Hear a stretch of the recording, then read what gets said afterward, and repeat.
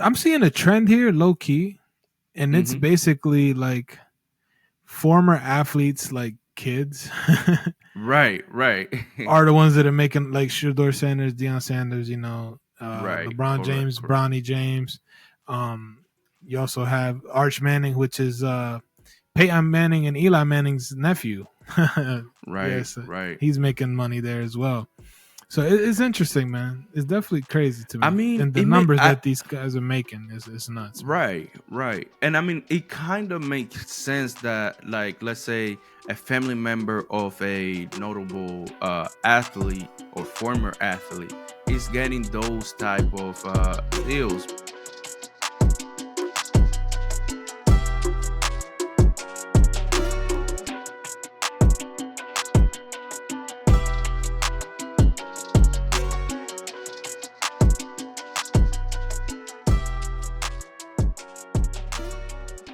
Welcome back to another episode of the You Know the Vibras podcast. I'm the one and only Wanda Don, and as always, I'm accompanied by Michael Carrasco. What's happening? What's happening?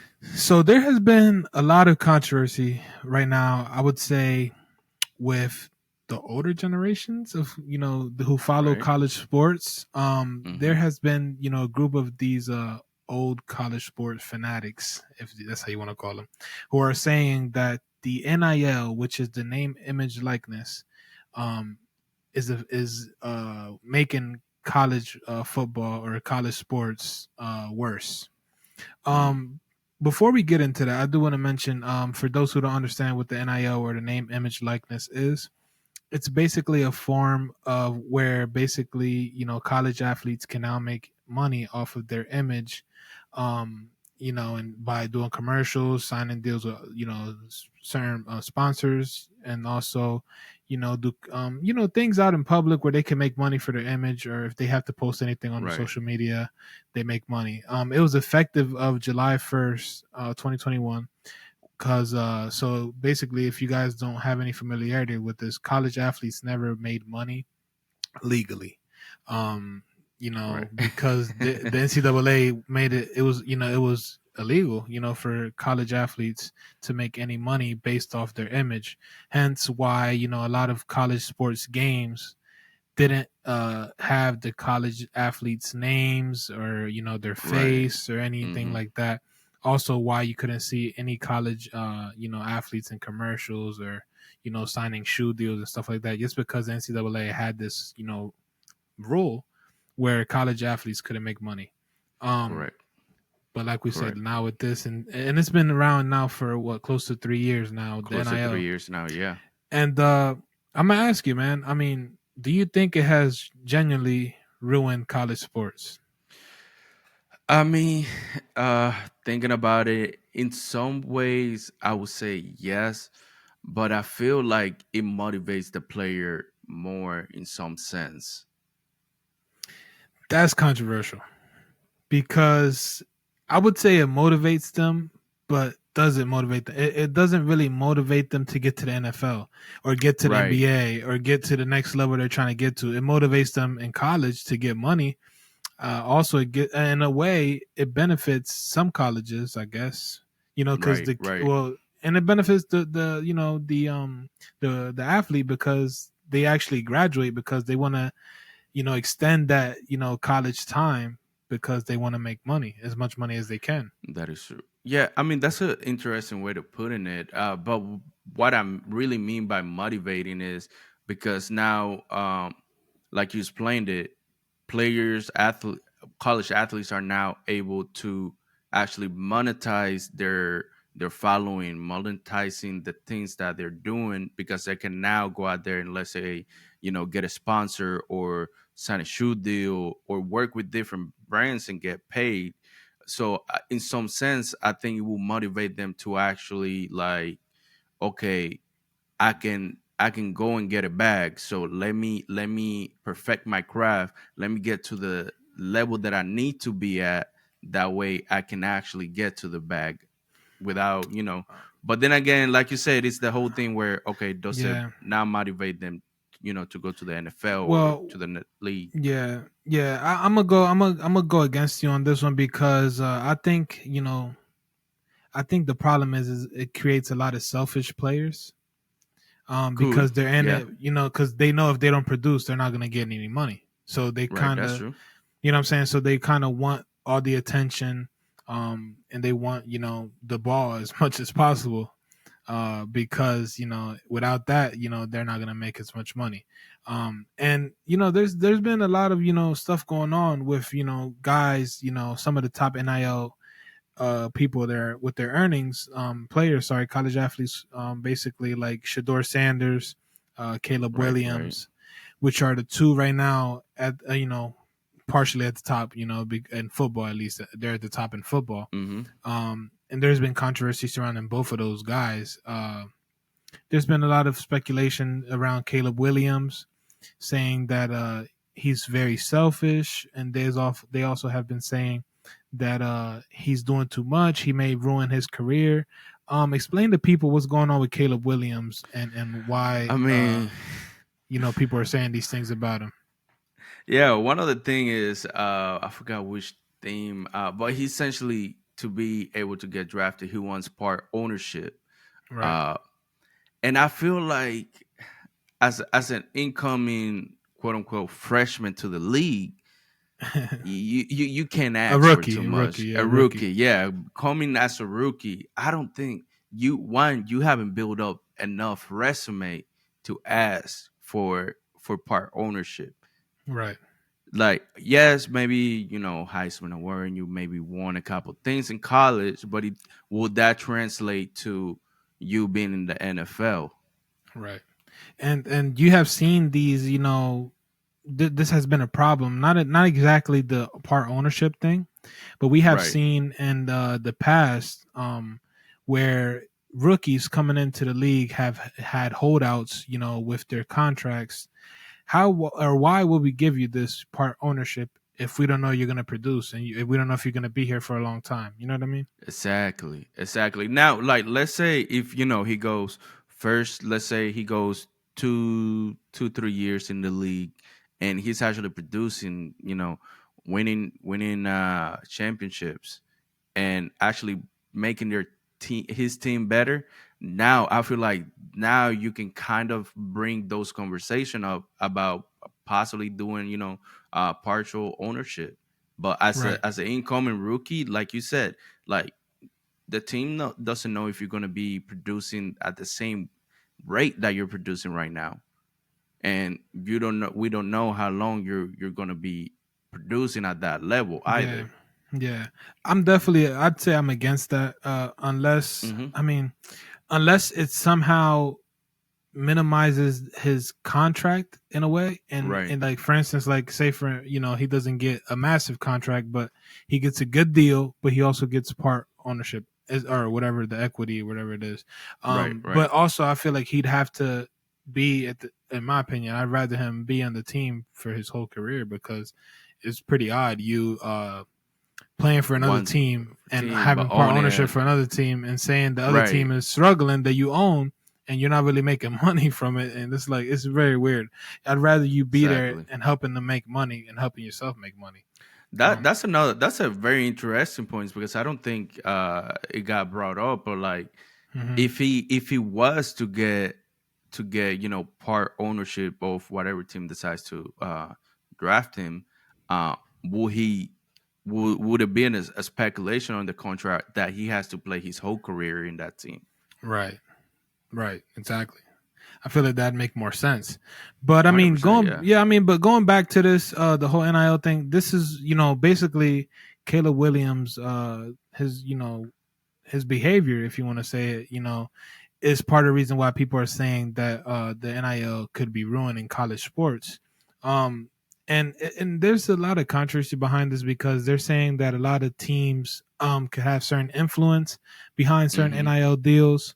Right. Um, Also, they're saying a lot of teams, as soon as NIL, opened up, or became, legal, they have been saying that, a lot of people, or say donors, from these big time colleges, have been, giving these kids like a signing bonus to come to the school, which then, could be, Right. which then could impact smaller schools that don't have necessarily that much amount of money to get great athletes. So there's also Facts. Yeah. that part of that people are looking at and saying this could be why it could be ruining college sports. And in a way, I do agree with them, because I mean, it could damage. It could be a problem in both ways, because the player really doesn't want to be there, but he just wants to be there for the money. For the money, right? Right. Exactly, and then it's like then that makes that the school doesn't really get the player they wanted because he's only there for the money. So it's not the player they really Right. thought they were Right. going to end up getting. And say if the money runs out, then he transfers. You know what I'm saying? Exactly. But what if? But don't you think that was already kind of happening, like behind closed doors? Yeah, they said that was happening. They said that was happening. Cam Newton was a big case on that, where his father was getting the money. So basically, The kickback. Yeah. exactly. So, which is why he went to Auburn. He transferred from Florida to Auburn. Um, won Auburn a national championship as well. So I Right. mean, Right. it is a lot of controversy behind that, and it has been going on behind closed doors, like you said. But the problem is now it's more like I feel like there's more money now. You know what I mean? Right. 100%. And hundred that could be percent. part of the reason behind all the people upset, especially small No, I schools, which agree. I understand. Especially small schools. Yeah, I feel like that's the biggest thing where like the smaller schools are not able to compete with like let's say like a top 10 school, Yeah. or like, a super popular school. Hmm. It's hard for like let's say like a D2 or even like a lower D1 school to compete with this big organizations where Hmm. now they can't necessarily bring the players that they want because now if I was getting ready to go to college as an Hmm. athlete, now some of the things I'll be thinking about is like, okay, how is this school going to be for my exposure, Hmm. and what type of deals can I get from going to said school? Right. Right. Well, I mean, and the thing is, bro, there has been a lot of kickback to why NIL should have been a thing earlier. Right. Because a lot of athletes did commit, or college athletes did commit mistakes because NIL wasn't a thing. Mm-hmm. Basically, Johnny Manziel, there was a documentary on him where he was like signing like autographs like in a hotel room and making like $20,000 from it, and you know what I'm saying. So like having to Sounds do like things him. like having to do things like that, and seeing that type of money going crazy, knowing that like it's illegal, it kind of gave him some sort Right. of adrenaline Right. to Right. keep doing it, which then kind of made him, eventually crash down and have a massive, flop. Uh, but this is very interesting. I mean, being a former college athlete, I definitely think it's the students, the college, student athletes are definitely deserving of some sort of compensation. Right. Um, Right. but I do think it becomes a problem when the because the main problem that I see is that there's like just a few that are making millions. You know what I'm saying? So it kind of messes the head of the other ones. That may be even better than certain of those players, some of those players, and like, damn, they're making millions and I'm not. You know what I'm saying? So it could kind of be a problem where, um, I don't know, it could kind of be Kind of like a like a morale thing. Yeah. yeah, Like, for example, let's say, you as a quarterback, you're putting in your team on the back on your back, making sure that the plays are being run the same way. But the wide receiver, you exactly. just made two or three catches a game, Yeah, yeah. and you He's know, he's making quote more than you. That'd unquote, be crazy. exactly, exactly. Now, Yeah, I agree, it can cause those type of issues. that's what I'm saying. It could cause problems. Yeah, but then again, if you're thinking about it, I feel like like the size of these NIL deals, I feel like they're all coming down based on popularity. Right. What are a few of those that you may have seen? Yeah, I mean some of the ones, we talked about. Caleb Williams has one. LeBron James, Bronny James has one 6 point what 6.1 mil. I think his Yeah, is one of the biggest one. I think it's the biggest Uh, one right now. yeah, yeah. We have what's that one Livy girl from Dunn, Livy Dunn? She like 3.2 mil.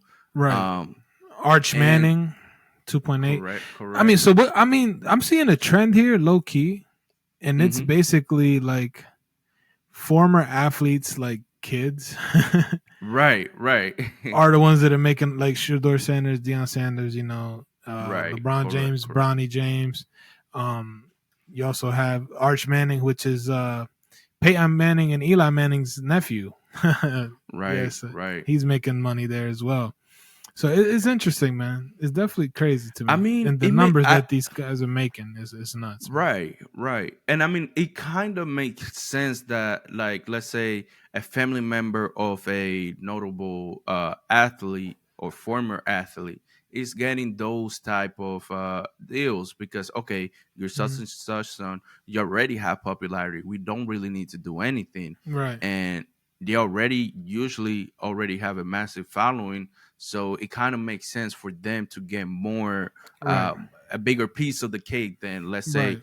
somebody that's coming from a high school middle of nowhere doesn't really have a following or Yeah. things like that. I mean, would you say that? All right. So, what do you think is the best way to go by this, or the best way to approach this? In the instance of, like, should the parents get the money, or should the player directly get the Mm. money? Who should get the money, like, first?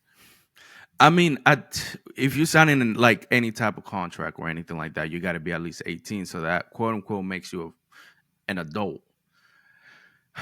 I mean, there should be. I would say there should be. It all depends to what type of person you are because there's some kids that are going to be great with the money. They're making what 1.1 mil a year, and they manage it well and grow that. But there might be some other kid that makes the same amount but blows it the whole time. Exactly. Yeah. I feel like there have to be some speculations where either the school itself sets off like a money manager that helps or even teaches the students to manage their money. Okay, yes, you're making this, but in reality, we want you to be over here. So Right. these are the steps that you will have to take to get there. Hmm.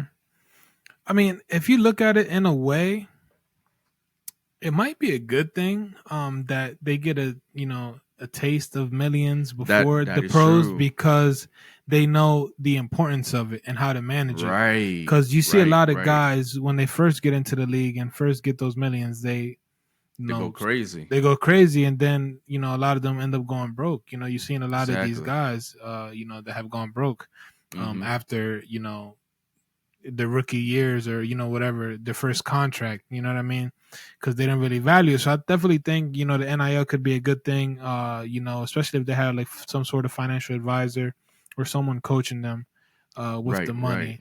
But like I said, I don't know how it works, but it would be interesting if they can't touch the money until after college or until after 18, because right. that might be a That's great way to approach it and to handle the you know instead of there's not a so there wouldn't be a big splurge. Sorry. Yeah. right. No, I mean that's an interesting way of like helping them quote unquote like manage their money, or even like um, I mean, and the parents can also get involved in this. Like some Yeah. parents, we seen it where we talked about that one soccer player that he was making millions, almost hundreds of millions, and his mom literally manage his money. Right. Uh, Yeah. so I mean, some parents could step in. I mean, some parents will step in and help them. All right, let's say you're making 250,000 each month. You get X amount each week, and kind of Hmm. like help them manage it that way. So that's another way to tackle that issue. Right. But I do agree. I do agree. Having them get a taste of the money early in their career will help them kind of like appreciate it more than let's say like we've seen it multiple times not just with athletes but also like rappers TV personalities. They get a taste of the money, they go Right. crazy, they go buying 20 Lambos, three houses right next to each other just because you don't want Hmm. neighbors, Hmm. and Well, next thing you know, yeah, you're broke. yeah. Well, I think this could be a problem, bro, in a way. Now that I'm thinking about it, with the whole millions and NIL deals, because a problem in the way of basically, college athletes or college students, whatever in Right. general, they don't have much expenses. You already have your apartment, you already have everything there. So what are you gonna spend on this money on? So you just decide to splurge because you already have your home. Basically, you already have your You got car or all your whatever. basic Your needs basic taken needs care are of. checked. You know what I'm saying? Your food, everything. The cafeteria, whatever is already provided for you. So like Right. you have this money sitting, and you like it's easier for you to spend it now because all your other stuff, your essentials are covered. You know what I mean? Exactly. Yeah. So if No, you that's think about it, true. it could be a problem in that way, in my opinion. Yeah. Yeah. No, that is very true. That is very true. Now, I do have a question, and the question is: should there be a cap on how much a college athlete can potentially earn from NIL deals? I don't think so, because I feel like they should, college athletes should be able to capitalize on their time at the individual colleges that they're at, because Hmm.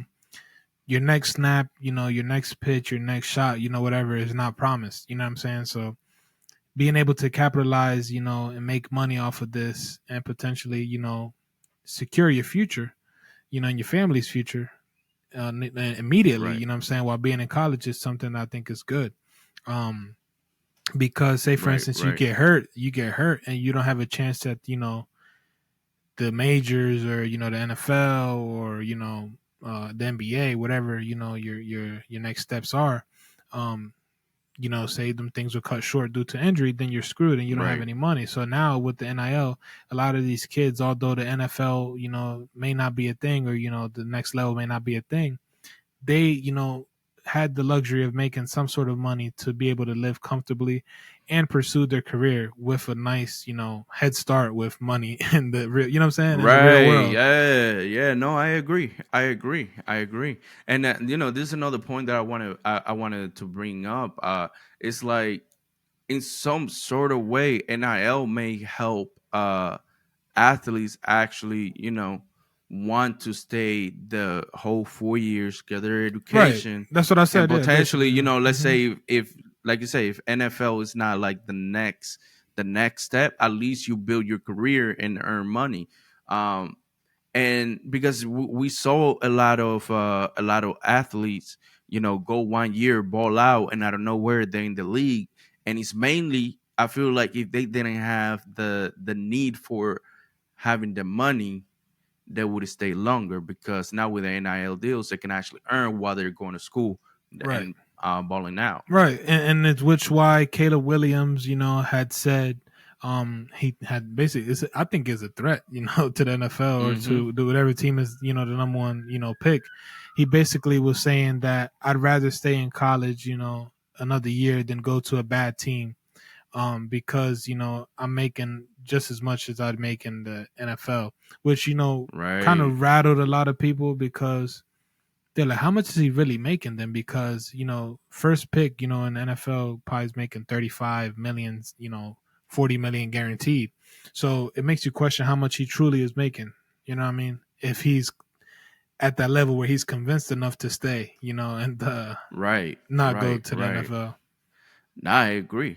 I agree. And I feel like the numbers that are being, show online, Hmm. those may not be accurate. They might be off by probably a couple millions, maybe almost tens of millions.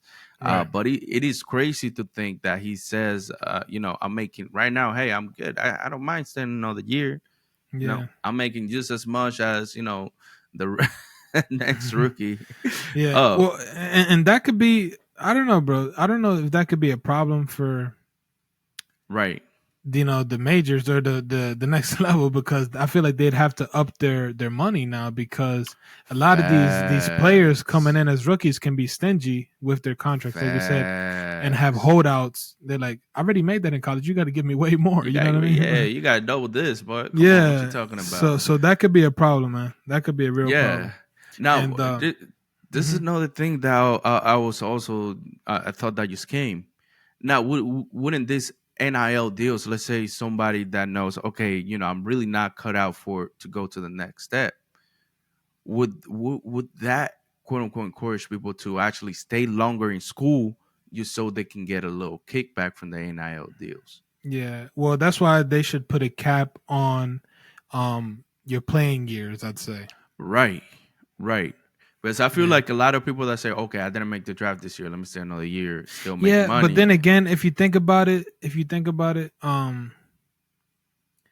would like would people really be interested in a 6 year college Caleb Williams? Than the right now Caleb Williams. Like I feel like the attention span might not be there as much as it Right, is now. So that might impact how much he'd make. They're like, oh, this guy's just milking. Like you're been in college for 6 years. Like bro, you're not impressing right, no one. You know right, what I'm saying? Like that. That's why people. It could be a problem.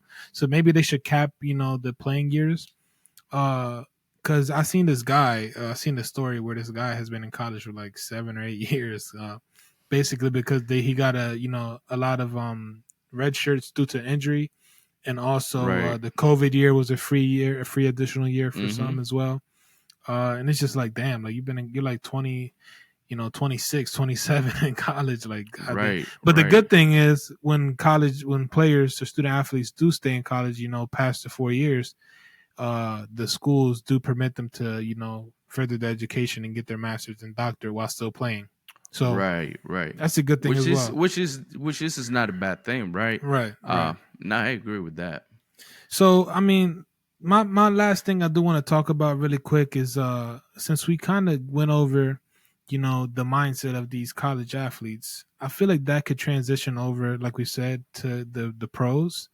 Mm-hmm. And we have seen that, and it's kind of, I feel like the future of the pros could be in danger because now Facts. if players now are very like very strict and are holding out on contracts, going into a contract year. Imagine how the future will be with, like we said, players already had make millions. I feel like it's going to get even worse. And we were talking about this earlier. We have seen a lot of guys with massive deals, or guys going into their contract years. So basically, the last year of their contract, knowing that, man, I got to ball out this year. Next year, I don't have a contract, so I need to ball out so I get as much as I can. You know what I'm saying? Right, And the problem is teams, be like, damn, this guy had a lot of production. I can't let them get away. Or, if another team, wants a free agent and they sign him to a massive contract thinking, hey, this guy produced, he can give me a championship. Let me give this guy what he's asking for. It could be a problem because we've seen a lot of guys with massive deals fall off. Um, right, we right, can go down the list, of the worst contracts of all time, based on the amount of money that they have got and limited production. right, right, um so let's start with, I feel like the guy at the top that everyone would think of, at least of this era, would probably be Alex Rodriguez, A-Rod. right. Mm-hmm. So A-Rod, they said, was supposed to bring tons of championships to the Bronx. um Mm-hmm. and he signed a $317 million contract with the Yankees, and he only brought them one championship, I believe. Correct. That's one of the most lucrative. I think at the time that was he was That the was highest the paid biggest athlete, high. Yep, yep. right? I agree. And we have seen baseball has always been at the top of these massive contracts, where we have seen guys like Albert Pujols with a massive contract, Miguel Cabrera, Josh Another one. Hamilton, a ton of these guys, sorry, getting paid massively and not producing. I feel like part of this could be, like we mentioned earlier, going into a contract year, they are very hungry for more money, and once they Facts. get the money, they're comfortable. Be like, shit. All right, I can chill now. Let me not. Right. Let me What do not you? get hurt. Let me go. Let me go through the motions. I Right. mean, yeah, I feel like a lot of athletes, and like you said, at the end of the contract, you're like, okay, I need money. So let me Right. ball out. Let me break some records. Mm-hmm. Essentially, some of Mm-hmm. them actually do. Hmm. And then once they get the money, it's like, okay, I don't really need to go out there and kill myself, balling out like I was Hmm. balling out last year. Right. And I feel like it's a bad look on the players themselves That's what I was gonna ask you. because Yeah. how you gonna go from putting up, let's say, 40 on average, 35, almost 40 games a game to just dropping 15, 20. Yeah. Yeah. And like you said, I think the players definitely, because that's a controversial topic or debate. Who really Hmm. gets the worst end of the deal? Is it the team or the player? Because Right. I feel like the team is because they the ones that gave the money, but in part the player Exactly. could impact his legacy. So Facts. That too. so That it, too. it's kind of like, damn, which one is really worse? I feel like more of the team is missing out because the player got his money, especially when a lot of these contracts are guaranteed. Like for instance, Deshaun Hmm. Watson got like 200 something million guaranteed and has not produced one Whew. bit. You know what I mean? Boy, So it's cut over guaranteed. Like big. no matter what happens, he got that You money. You getting know what I'm it that. saying? Also like recently, Josh Jacobs, man, he was the leading rusher last year in the NFL and Hmm. held out, all the way to the season and got a 1 year extension. And he's not producing. You know what I mean? Like it sucks. I have him on my fantasy team and he's letting me down Yeah. massively. But it is what it is. And then there's guys that do produce, like Chris Jones, the D tackle from the Chiefs, where he held out, even in the season. And I think he was getting charged like millions, I think, per game or something. Even like through chain camp, he was getting charged, money. Which is kind of a way to telling players like, hey, just sign the deal or you're gonna, be losing out. You know what I'm Right. saying? Right. Um, 100%. so I think it's definitely a problem, and I think that the future of sports could definitely be impacted by this, just because right now college athletes are making money, and in a way they could get stingy, when it comes to having to negotiate in the pros. But yeah. No, I agree. I agree. Simple as that, man. I mean, it's a great thing that a lot of college athletes are able to get out of their, let's say, if they were in a bad situation prior to playing, are Yeah. able to get out of that situation, better their lives, Hmm. and actually, go out there, have fun their college years, and still ball out doing what they love and still get paid, Hmm. um, and being able to help their family. But we need to actually prepare them for the next step, and you know allow them to understand. We're like, hey, first year in the league, you're the new kid, you're not gonna make as much money as you're making now. Right. um, Now I do have a question, and that question is like, do those NIL deals follow them through when they move to the leagues or go to, Mm. like the next step in their career? I think they do, because part of them are like, shoe deals or Right. any clothing brand deals. Also, they have commercials like Caleb Williams is doing like Wendy's and Mm-hmm. State Farm, I believe, and all of these different brands. So I feel like Yeah. I don't see how they wouldn't translate over. And Right. in a way, Right. it's good because the deal would get even bigger. If they continue to produce. Exactly. At that point, I just feel like you should not be caring about, once you go through the draft, you should not be caring about, okay, they're only going to pay me 20 mil for 4 years. I mean, that's still 5 mil a year. Plus you have all the deals that you were able to get through your college career.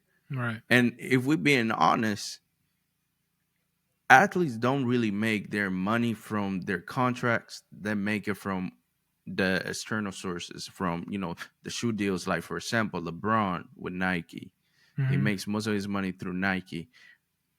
Michael Jordan Hmm. became a billionaire because of his shoe deal with Yeah. Nike.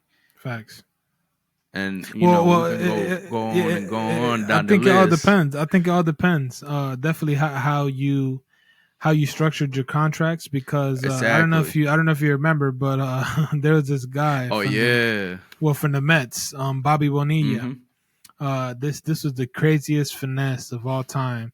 So basically, the Mets didn't want to pay Bobby $5.9 million that they owed him in 2000.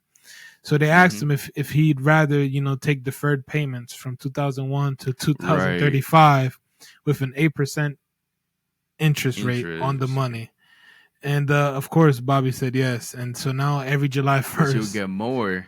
You Every get July more. 1st, he gets 1.1 million check. 1.1 million dollar check from the Mets until 2035. That's And nuts, you man. may get, and he's making more than what they Right, then will. his playing Yeah, career. and I agree. I agree. Yeah. So I think it Yeah, all depends on how you structure it and if your agent is good enough to get you a nice lucrative deal. Because a lot of players, that is get true. bonuses from like production in games. Like basically, Mm-hmm. like say for instance, you're a running back and they say if you get X amount of yards this season, you're gonna get a $5 million bonus or something. Or if you're a Right, receiver, right. you get X amount of catches. Likewise with pitchers and hitters, whatever. All Mm-hmm. depends on like if you reach the milestone, you get a bonus. So I think it all depends on your agent for sure. 100%. But 100%. let's wrap this up, man. Yeah, this was a very interesting talk. We definitely believe that the NIL has its pros and cons. Um, I didn't. I'm still not sure. What's your take? Like, do you think it should stay or should it go? Man, I feel like it's a good thing for the players, man. I'm gonna say it should stay, but I feel like the schools have to help the athletes learn how to manage the class. I mean the money that they're making.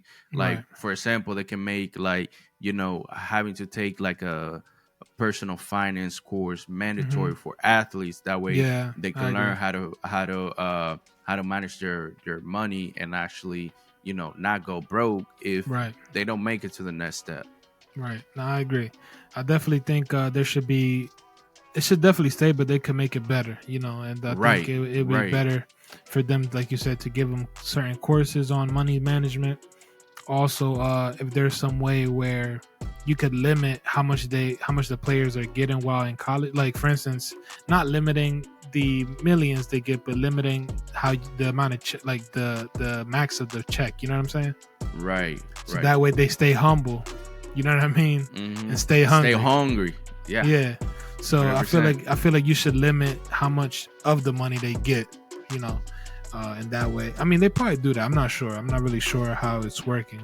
Maybe we can get someone that is in college and you know in the NIL deal. I'm gonna see if I could find one of my old friends or somebody that I could get on, and they could talk about this. If you guys want to hear about that, let us know in the comments. But I definitely think the NIL is a good thing, and hopefully it doesn't ruin college sports. If not, make college players hungrier and make them give their all and help these teams win. Because I unfortunately, we agree. have seen a lot of these powerhouse teams that have fell off, and I don't know if Hmm. it's because of the NIL, but people are saying it is. So who knows? But Right, right. thank you guys for tuning in to another episode of the Vibras podcast. Let us know how you felt about this episode. Comment down below if you agree with the NIL, if you're against it, if you think it should stay or should go.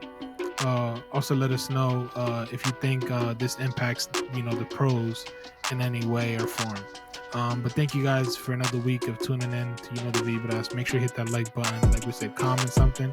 But as always, remember to subscribe and let's And let's vibe. vibe. Peace. Peace. Amor y paz. En Give amor y us an NIL MySpace. podcast deal. 100%. We're still in college. Still in college. All right, Going for my peace. masters.